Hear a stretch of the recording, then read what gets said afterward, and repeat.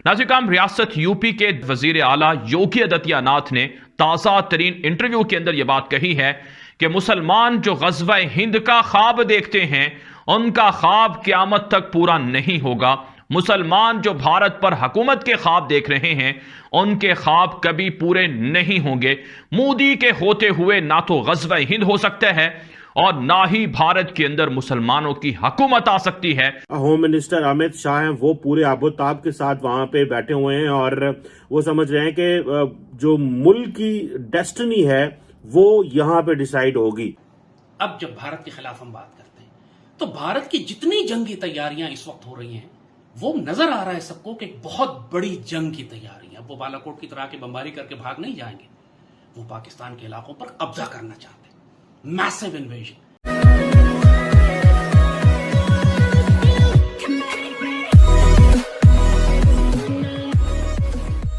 नमस्कार दोस्तों, अब कई बार पाकिस्तान की मीडिया में नो डाउट मोदी के बारे में चर्चा हमेशा चलती रहती है, लेकिन कई बार योगी भी जो है वो सुर्खियां बटोर लेते हैं। अब यूपी के अंदर अब सबको पता है कि कोई ना कोई यहाँ पर कुछ ना कुछ करता रहता है और वहाँ पर उसको अच्छी खासी मार भी पड़ती है। अब योगी आदित्यनाथ की तरफ से पिछले दिनों एक स्टेटमेंट आया था कि ग़ज़वा हिंद का अगर आपका सपना है तो आप भूल जाइए, क्योंकि जब तक मोदी योगी है ना वो उसके बारे में आप सोच भी नहीं सकते। और अगर मान लीजिए कि कुछ उस चीज़ में कुछ आपने कर भी लिया ना तो फिर आपको नानी याद आ जाएगी। अब उनके स्टेटमेंट की इंडिया में जितनी चर्चा नहीं होती उतनी चर्चा पाकिस्तान में होती है। मतलब उनको थोड़ा भी नहीं लगता, पाकिस्तान को, पाकिस्तानी मीडिया को थोड़ा भी नहीं लगता कि हम इंडिया के खिलाफ ग़ज़वा हिंद करने की बात करते हैं और इंडिया की तरफ से एक स्टेटमेंट भी नहीं आएगा। मतलब आप तो चाहते हैं कि पूरा का पूरा जो हिंदुस्तान है वो आप कब्जा कर लो और इंडिया एक स्टेटमेंट भी नहीं दे सकता। अजीब है, हिपोक्रेसी, दोगलापन भी कहते हैं इसे। इसी के साथ ये वीडियो शुरू करते हैं। नाज़िर, रियासत यूपी के वजीर आला योगी आदित्यनाथ ने ताज़ा तरीन इंटरव्यू के अंदर यह बात कही है कि मुसलमान जो ग़ज़वा हिंद का ख्वाब देखते हैं उनका ख्वाब क़यामत तक पूरा नहीं होगा। मुसलमान जो भारत पर हुकूमत के ख्वाब देख रहे हैं उनके ख्वाब कभी पूरे नहीं होंगे। मोदी के होते हुए ना तो ग़ज़वा हिंद हो सकता है और ना ही भारत के अंदर मुसलमानों की हुकूमत आ सकती है। वीडियो सुने, इसके बाद आपको मजीद तफसीलात भारत से फराहम करते हैं। सपना देख रहे हैं ग़ज़वा हिंद का। मैं बहुत स्पष्टता के साथ कह सकता हूं, ये नया भारत है। ये दुनिया के सबसे लोकप्रिय नेता से नरेंद्र मोदी जी के नेतृत्व का भारत है। नए भारत में विकास सबका, लेकिन तुष्टिकरण किसी का नहीं। सबका साथ, सबके विकास की भावना के साथ सरकार कार्य कर रही है। सबका विश्वास और सबके प्रयास को लेकर के सरकार चल रही है। ये नया भारत संविधान के अनुरूप चलेगा, शरीयत के अनुरूप नहीं। और मैं इस बात को भी स्पष्टता के साथ कह सकता हूं, ग़ज़वा हिंद का सपना कयामत के दिन तक भी साकार नहीं होगा। जी हाँ नाज़िर, आपने ये वीडियो मुलाहिजा की कि इस वीडियो के अंदर योगी आदित्यनाथ कहते हैं कि ग़ज़वा हिंद का ख्वाब मोदी के होते हुए कभी पूरा नहीं हो सकता है। दूसरे लफ्ज़ों में मुसलमानों की ना तो हुकूमत आ सकती है और ना ही मुसलमान अपनी शरीयत के मुताबिक, अपने इस्लाम के मुताबिक भारत के अंदर ज़िंदगी गुजार सकते हैं। वज़ीर आज़म नरेंद्र मोदी ने खिताब किए है और वहां पर जलसे और रैलियों से खिताब कर रहे हैं। वो कानपुर के अंदर गए हैं, वहां पर उन्होंने कहा है कि मुसलमान लड़कियों को भारत के अंदर किसी भी तरह का कोई मसला नहीं है। हिजाब के मामले को लेकर प्रोपेगेंडा किया जा रहा है।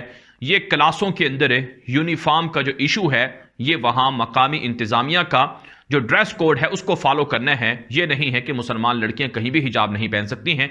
लिहाजा ये प्रोपेगेंडा हो रहा है, इस प्रोपेगेंडे में ना आया जाए। बीजेपी सरकार भारत के अंदर मुसलमानों की हिफाजत कर रही है, मुसलमानों के हुकूक का तहफ़्फ़ुज़ कर रही है और मुसलमानों की तामीर और तरक्की के लिए, फलाह व बहबूद के लिए काम कर रही है। कि आप किसी को पसंद करें या ना पसंद करें, लेकिन अगर एक रियासत में कुछ लोगों ने यह फैसला किया है कि हमें यह वजीर आजम चाहिए, तो फिर आपको मेरा ख्याल है कोई इतराज नहीं होना चाहिए। आप उनकी पॉलिसीज पे तनकीद कर सकते हैं, बट यू मस्ट अप्रिशिएट उन लोगों का मैंडेट है, वो लोग पसंद ही ये करते हैं, वो रहना ही ऐसे चाहते हैं।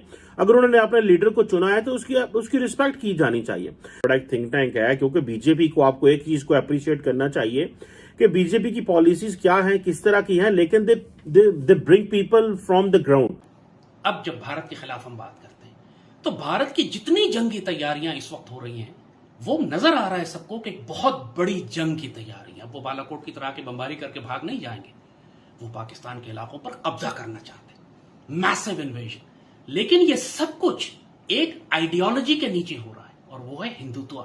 पिछले दिनों प्राइम मिनिस्टर इमरान खान ने भी ये बात की कि हम तो हिंदुस्तान से अमन की बात करना चाहते थे, लेकिन रास्ते में हिंदुत्व की आइडियोलॉजी आ गई। एग्जैक्टली।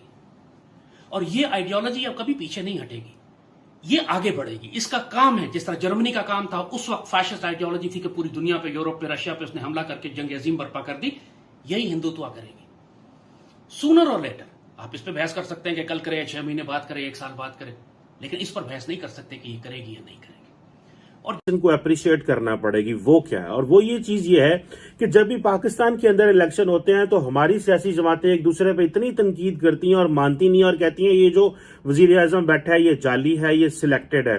लेकिन भारत के अंदर कम से कम ये पॉलिटिकल मैच्योरिटी तो है कि वहां पे जो इलेक्शंस होते हैं एक दूसरे को इस तरह नहीं कहा जाता, परफॉर्मेंस बेस्ड तनकीद होती है। ये जो यूपी के इलेक्शंस हैं इसकी बड़ी वैल्यू है, और इसको जो होम मिनिस्टर अमित शाह हैं वो पूरे आबोताब के साथ वहां पे बैठे हुए हैं, और वो समझ रहे हैं कि जो मुल्क की डेस्टिनी है वो यहां पे डिसाइड होगी। और आपको पता है कि योगी आदित्यनाथ जो है वो खुद भी बड़े फायर ब्रांड स्पीकर है। उन्होंने रिसेंटली कहा था कि जनाब ये 80% वर्सेस 20% की बात है, जिसको बहुत सारे लोगों ने एक कंट्रोवर्शियल रिमार्क भी समझा कि जनाब ये शायद हिंदू मुस्लिम डिवाइड की बात कर रहे हैं वो वहां पे। लेकिन जारी बात है, मैं इस कंक्लूजन पे पहुंचा हूं बहुत सारी चीजों के बाद, और वो ये है